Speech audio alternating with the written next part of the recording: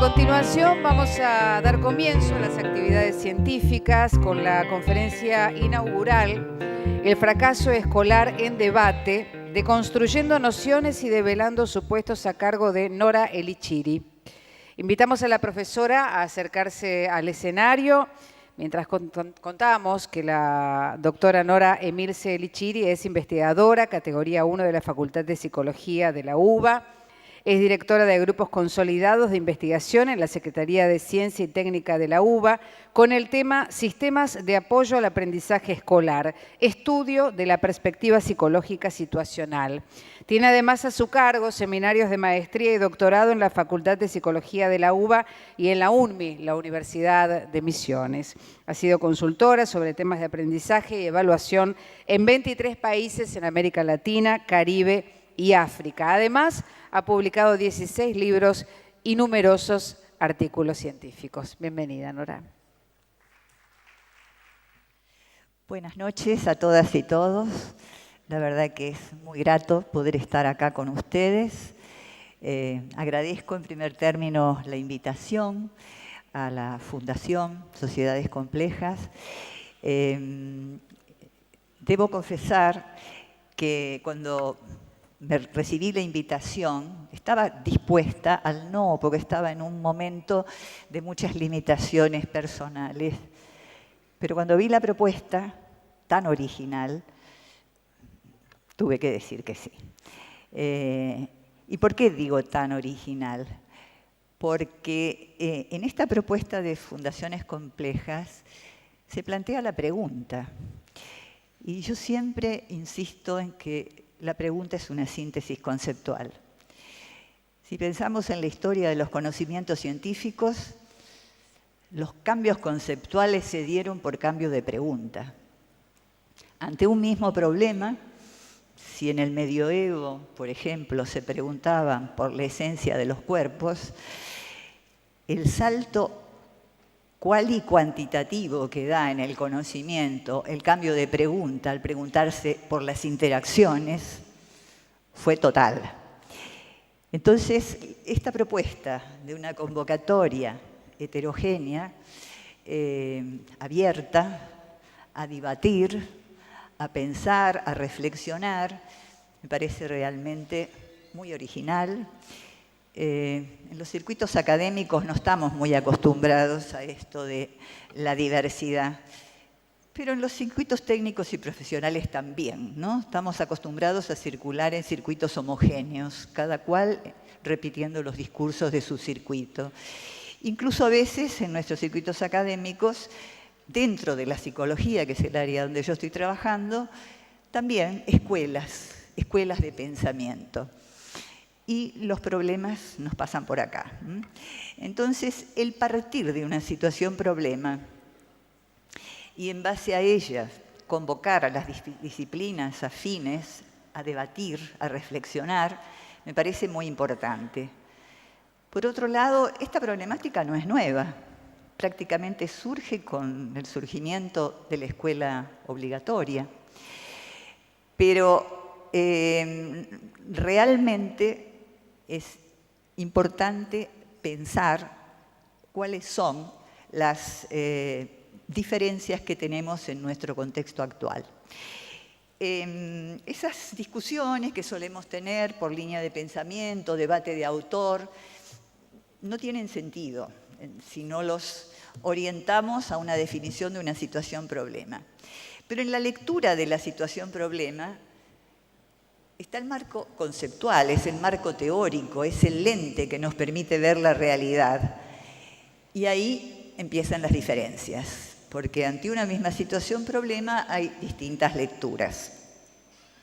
Cuando hablamos de aprendizaje, solemos verlo como una noción neutra.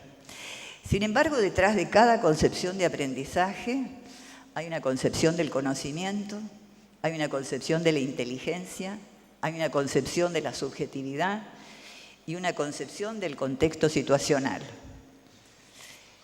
Vemos muchas veces que hay una cierta coherencia entre los aspectos referidos a la teoría del conocimiento y la subjetividad, Pero cuando hablamos de inteligencia, seguimos aplicando y replicando esos instrumentos estandarizados de comienzos del siglo pasado, que son los test mentales. Esto ya es casi denuncia, ya no es realmente estamos en una era de estandarización de las mentes y medicalización de la vida. Entonces creo que tenemos que reflexionar sobre, cuando hablamos de aprendizaje, qué concepciones tenemos sobre cada uno de estos pilares del aprendizaje, porque esta cuestión escindida, en el cual por un lado hablamos de un sujeto activo, productor y toda una subjetividad alrededor coherente con ese modelo, y de repente una mirada sobre la inteligencia que pretende ser medida con determinados instrumentos. Estamos en un momento de resurgimiento, como ustedes saben, del biologismo, con muchas miradas naturalizadas sobre las perspectivas signatistas. Esto no es ajeno a los momentos sociopolíticos. Por otro lado, tampoco es ajeno a las situaciones de mercado que están alrededor, porque evidentemente que esta perspectiva del resurgimiento biologista tiene una connotación de industria farmacológica detrás muy fuerte que sustenta y financia investigaciones en esta línea. Entonces, yo quisiera hoy como que develemos un poquito nuestras percepciones sobre determinados temas, tomando en cuenta que el aprendizaje no es una noción neutra y cuáles son las concepciones que tenemos detrás de eso. También pensar si esas concepciones teóricas que tenemos, que a veces también datan de bastante tiempo, tienen hipótesis que dan cuenta de los procesos que se desarrollan en distintos contextos, porque a veces fueron hechas para determinadas situaciones. Hemos sido durante décadas consumidores de investigación producida en otros contextos. Ha sido muy clásica toda la investigación, sobre todo europea, que nos llegó a nosotros. En el resto de América Latina fue más bien de Estados Unidos, con su connotación conductista. Nosotros zafamos de eso, pero realmente hemos sido consumidores de investigación y no hace muchas décadas que hemos comenzado a producir investigación local. Porque lo clásico era revisar investigación de países centrales y aplicarlos a la educación en nuestro contexto, fuera de las condiciones de trabajo y las condiciones de subsistencia de las instituciones escolares. Entonces, es necesario interpelar a esas teorías si todavía tienen vigencia y si esas teorías permiten responder a los problemas que se plantean hoy. Si se pueden extender a otros dominios, es decir, algunos estudios fueron realizados en función de determinados conocimientos científicos, ejemplo, los trabajos de Piaget, pero sobre nociones físicas, y etcétera, construcción de lo real, pero investigaciones locales han avanzado como apropiándose de los logros metodológicos con cuestiones más vinculadas a los dominios sociales. Y eso ha sido un avance en nuestro contexto. Es decir, que hemos tenido avances significativos en la producción de conocimientos, tanto psicológicos como en educación en general. Mi comentario es tal vez un poco escéptico, es que no hemos sido capaces de transferir adecuadamente esos logros, esos descubrimientos. Siempre está este tema del apresuramiento en los tiempos de aplicación, y ahí viene el aplicacionismo. Entonces, las capacitaciones docentes y todos los programas que se hicieron para capacitar, no formar, capacitar con todo lo delimitante que tiene la palabra, nos ha llevado a reproducirnos discursos, reproducirnos teorías, pero que las prácticas se modifiquen poco. En la larga trayectoria que venimos desarrollando de investigaciones, con un equipo joven muy talentoso en la Facultad de Psicología de la UBA, hemos constatado que entre los enunciados teóricos y las prácticas cotidianas en las aulas hay una gran distancia. Entonces, este es un punto que yo quisiera revisar hoy, ¿no? El análisis de las prácticas. Revisemos qué está pasando en el cotidiano. Hablamos, y recién mencionaba muy bien Ruth Harff, el tema de la igualdad de oportunidades. Y creo que hace rato que venimos hablando de la igualdad de oportunidades, pero yo insisto, cuidado con eso, porque lo que se ha omitido es la historia. Pretender que es igualdad de oportunidades, tener acceso a la escuela y un maestro delante y un guardapolvo blanco que supuestamente nos iguala a todos, no es igualdad de oportunidades. Igualdad de oportunidades es reconocer las diferencias iniciales de las distintas trayectorias, tomarlas en cuenta y brindar los espacios para el logro de objetivos comunes y construcciones comunes. Y esto ha sido uno de los grandes temas en términos del fracaso escolar. Ignorar la historia. Cuando hablamos de subjetividad, es como clarísimo que estamos tomando en cuenta la historia en ese sujeto. Pero cuando hablamos de aprendizaje, pareciera que no hay historia. Y el eje de lo novedoso en este momento, porque en realidad no son cosas muy novedosas las que yo les voy a plantear hoy, pero creo que el eje de lo novedoso es el repensar en la importancia de la historia, de las filiaciones conceptuales, que un concepto tiene una historia anterior. Y las evaluaciones escolares esto no lo han tomado en cuenta porque vienen de modelos asociacionistas y están enfatizando en este momento las corporaciones modelos de ese tipo, ¿no es cierto? Evaluación de producto.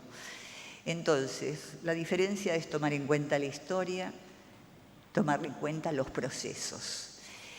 Y de los teóricos que han contribuido muchísimo al área, ¿cuáles han sido los conceptos realmente significativos? Yo hoy venía pensando en un auditorio tan formado como este, heterogéneo, con trayectoria.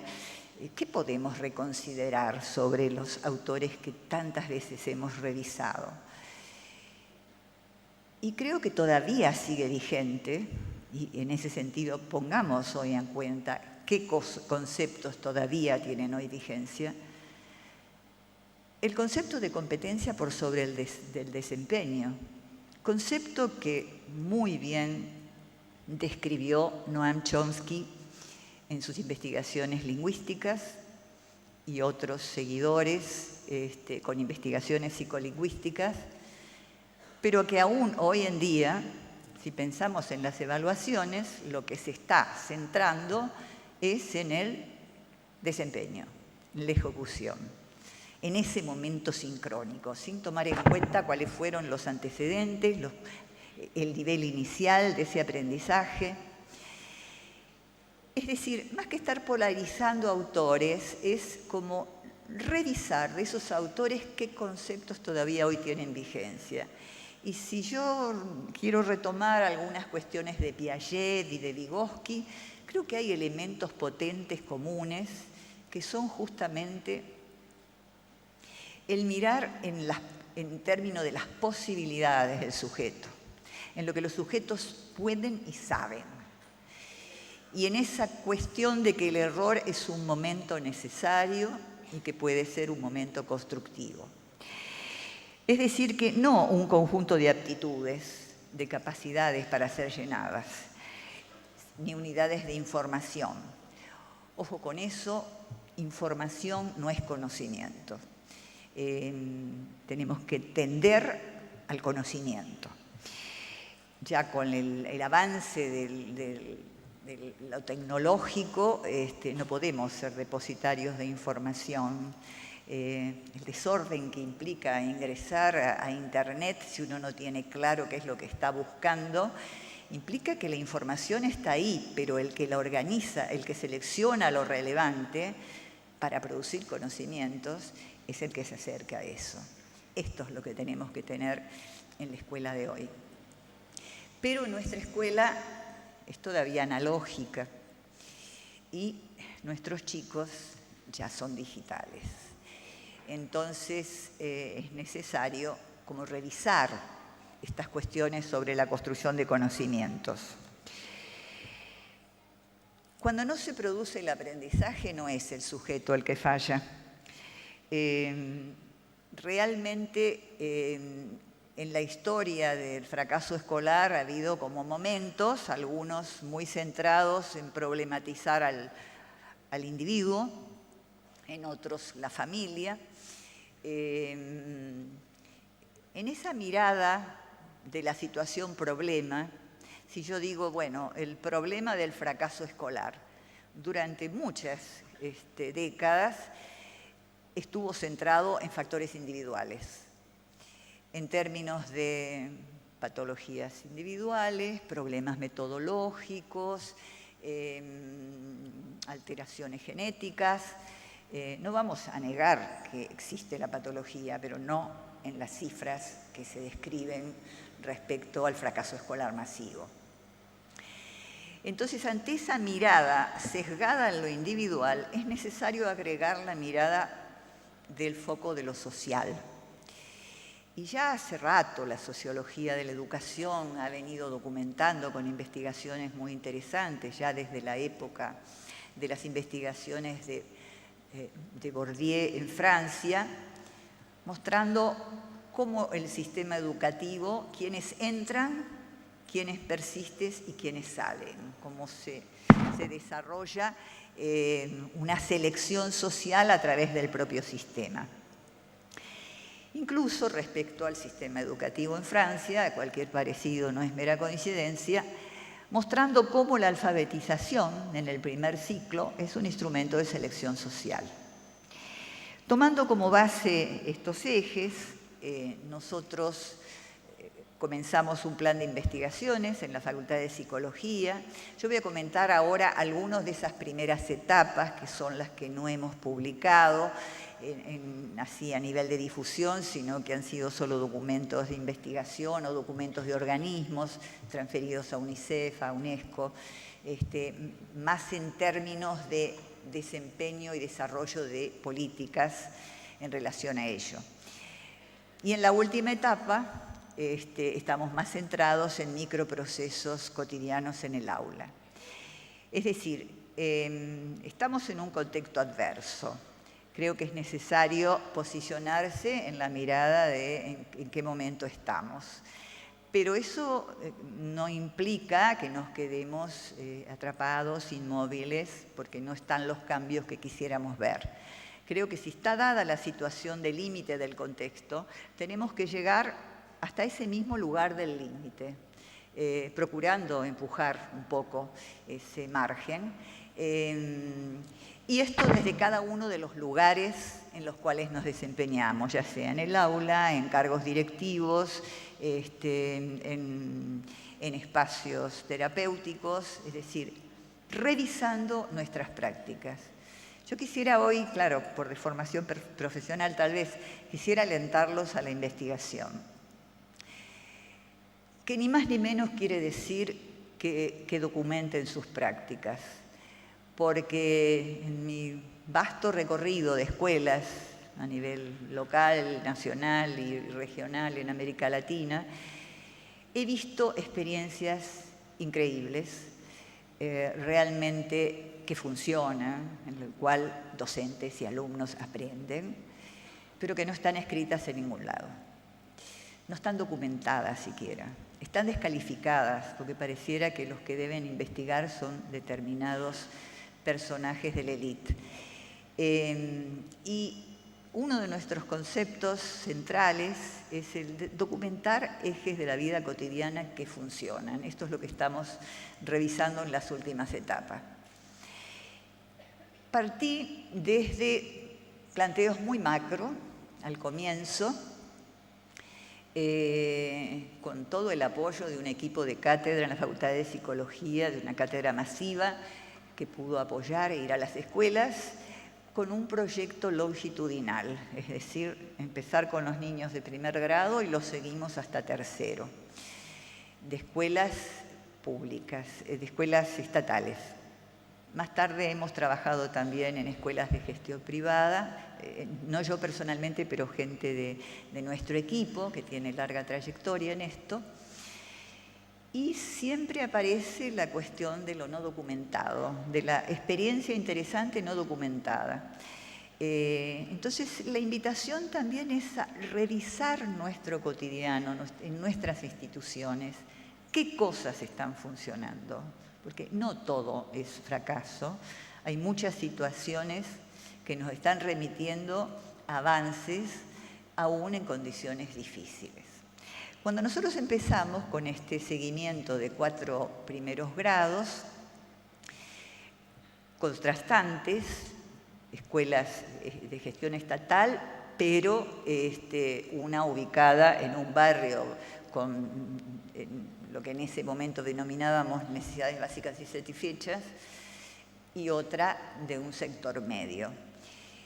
Y ahí, en el mejor de los estilos clásicos de indagación individual, vimos a todos los chicos de estos 4 grados. Porque lo que a veces se suele relatar en las investigaciones psicoeducativas es lo que llega como consulta a los servicios de atención. Y ahí ya tenemos una muestra sesgada, ahí ya está el rótulo de fracaso escolar o de problema de aprendizaje. Nosotros queríamos como detectar, antes que la escuela planteara nada, antes de que el maestro enseñara nada, en el primer día, cómo llegaban esos chicos a la escuela, qué historia extraescolar de conocimientos tenía,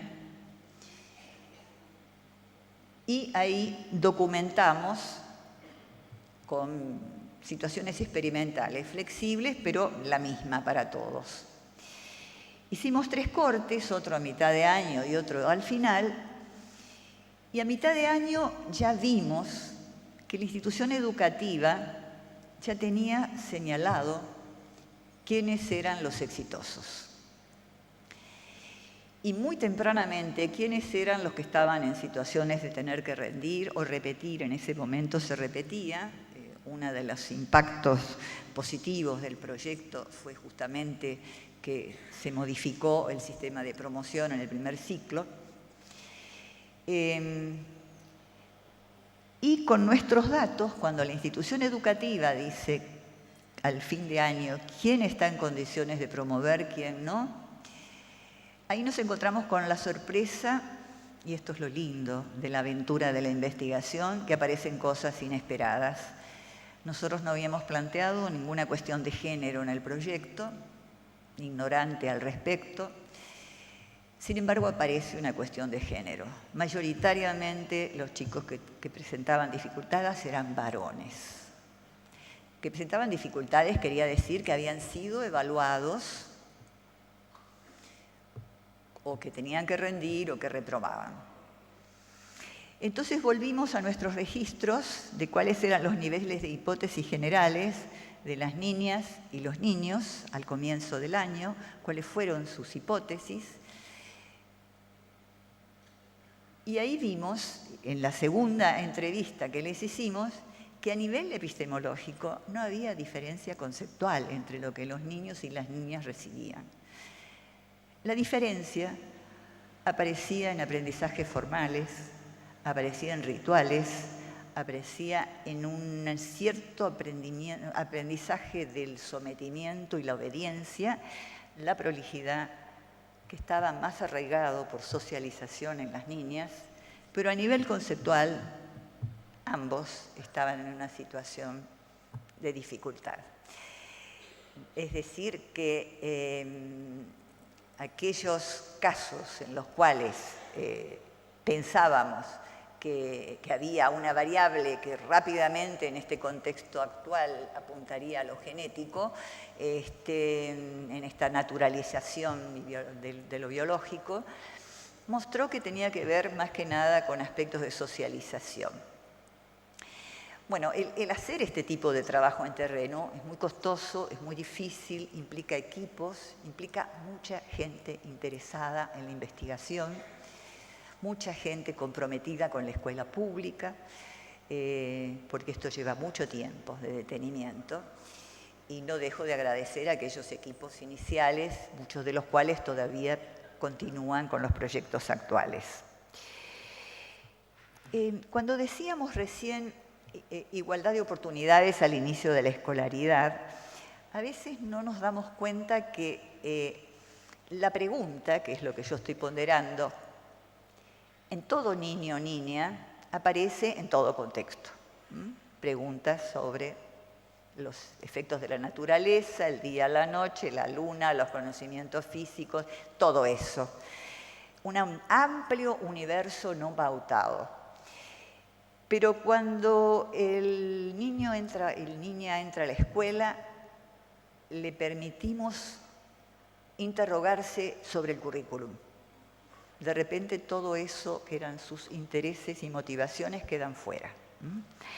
Es decir, que hay un amplio universo no pautado extraescolar que no es considerado, y generalmente cuando hablamos de fracaso escolar hablamos del fracaso dentro de la institución escolar, como ignorando los aspectos de vida cotidiana en los cuales un sujeto todo el día está aprendiendo, no solamente en el contexto escolar, sino fuera, y diría yo, no siempre con enseñanza explícita. ¿Se aprende también sin enseñanza? ¿Alguno ha aprendido sin enseñanza algún concepto? Es decir, son interrogantes que tenemos que plantearnos del orden de lo obvio. Pero bueno, el objetivo de toda acción educativa es que haya aprendizaje y no lo estamos logrando, ¿no es cierto? Y nuevamente aparecen estos ruidos entre las concepciones, cómo estamos leyendo la situación.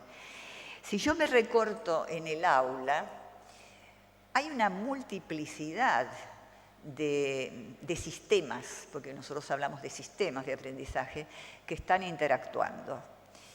Y a veces no les ponemos atención, pero dentro de esa mínima relación docente-alumno, enmarcada en el sistema didáctico, enmarcada en el sistema institución-escuela, enmarcada en el contexto social, hay distintas lecturas según tomamos la vertiente de una teoría o de otra. Es decir, para trabajar con una mirada que tenga una perspectiva interdisciplinaria, tenemos que en esas teorías encontrar los mismos ejes. Y los mismos ejes son estos que vengo señalando. Historia, vida cotidiana y proceso. Hay montones de experiencias de trabajos institucionales que trabajan el aquí y ahora sin historia, de ingenierías casi, de mecanismos casi ingenieriles. Es decir que es complejo esto de armar un equipo con distintas disciplinas que tengan algunos ejes comunes respecto a esta mirada. Otro tema que está relacionado es que el aprendizaje se inicia con una situación problematizadora, pero tradicionalmente la escuela ha visto la motivación como algo externo. Desde nuestra mirada, la motivación es intrínseca al sujeto. El sujeto desea aprender, es el deseo el que promueve. Pero el sistema de premios, castigos, evaluaciones, está todo centrado en esa evaluación externa.